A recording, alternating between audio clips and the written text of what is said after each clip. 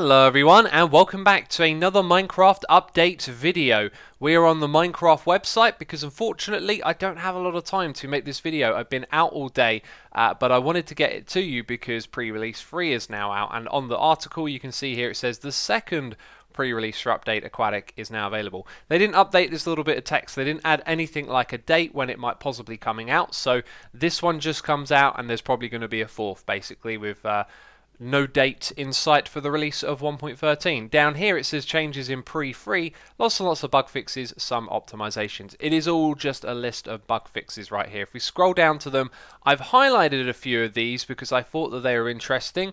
Notice the high bug numbers here. This means these things are recent. They're probably in the snapshot development cycle. So squids, fish and dolphins don't suffocate on land. That's the kind of thing you don't want to see happening in the game.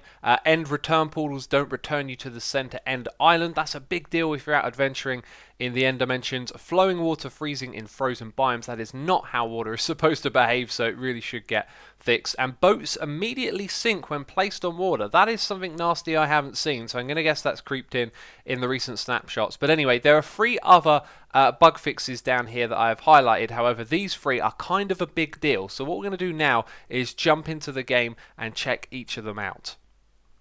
The first of these bug fixes read, nether caves under lava oceans don't fill up with lava properly. Here is a prime example of that in action. Now, the world generation for the entire game has been updated with this update, and one of the things that now appears in the nether is ravines and other cave systems like this that don't quite work with the lava lakes and therefore create floaty lava, which looks absolutely awful, and apparently Mojang have fixed this. We are currently in pre-release 2, so now what we're going to do is generate this world again, come to this same location in pre-release 3 and see what's different about it. And here we are. You can see they've come up with a solution for this which actually changes the way the terrain here looks a little bit. So this is now kind of different from how it was we saw a moment ago, but the lava comes all the way up to the same way as the lava lake. It may look like there's a gap down here, but there actually isn't.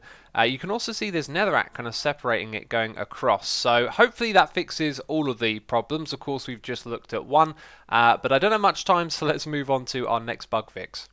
The second of our 3 bug fixes sounds kind of bad. It says observers getting moved in on state rather than off state.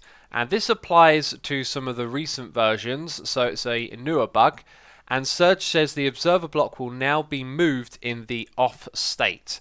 It is either one or two things. This is a technical thing that doesn't actually really affect much, or this bug hasn't actually been fixed. Sometimes we see them report bug fixes and nothing's actually changed. So inside of the game here, if we interpretate that text as being the observer block being moved and then remaining off, that could be a huge deal because this is used in flying machines. But as you can see, it blinks on when it's moved. So I feel like nothing's changed here. I even opened up this world in pre-release 2 to check this flying machine, and it works the same way in pre-release 3 and pre-release 2. So as it stands of right now, flying machines are not broken, but the observers activating when they are moved is a huge function of flying machines. So we need to keep our eye on that one and just make sure it stays the same, because otherwise machines like this will be no more. This third bug fix is probably a big deal to me because I planned on making a farm for seagrass underwater, and it would involve some bone meal and a dispenser, and then I went into the world to tinker around and find out what we can do, and I learned that the bone meal being activated on a block wouldn't actually work. Now you can see that it does work. We can automate the creation of these things using dispensers and bone meal, kind of like you do on the surface with grass and flowers. And that, my friends, is really all there is worth talking about. I ummed and ahed about putting this video on my second channel, so if there's a pre-release 4 and there's even less bug fixes that are worth talking about, chances are I'm probably going to be posting about it over there. But I will continue to keep you updated on both of the channels, so thank you as always for following. If you enjoyed the video, leave a like, subscribe for more Minecraft news, and I'll see you soon with another video. Bye bye.